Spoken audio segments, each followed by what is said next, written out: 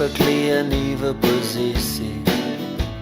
Hy is nou meneer ondernemer, 'n company car gekry, ja cool. Hy ry met 'n Lexus, waarom? Ek hoor aan het nog 'n kind gekry. En Simon Amman sit nog steeds 'n job. Nou tel hy sy kinders oor 'n bottel bier. Daar's nou 6 in plaas van 5 om na te kyk. 'n Jammer om te hoor, sê jammer om te hoor. So dink ek by myself, terwyl ek in die rook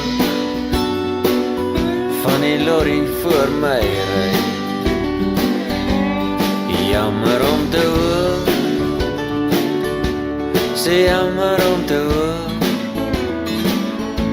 Ek voel nou sommer goed. Ek hoor George is op sy voete gehelp. Die bank het sy kar onder hom uit kom vat. Die dak oor sy kop het ook saam gegaan.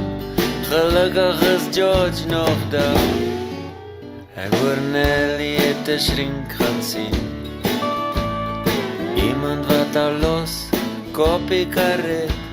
En net toe sy weer bietjie son kon sien. O, toe skiet die shrink homself dood. Jammer om te hoor, sê jammer om te hoor.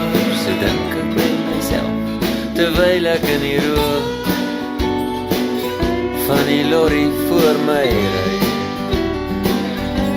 Sê jammer om te hoor, sê jammer om te hoor. Ek voel nou sommer goed. Jammer om te hoor, sê jammer om te hoor. So dink ek by myself, terwyl ek in die rook van die lorry voor my ry. Sê jammer om te hoor, sê jammer om te hoor. Ek voel nou sommer goed. Ek voel nou sommer goed. Ek voel nou rarig goed.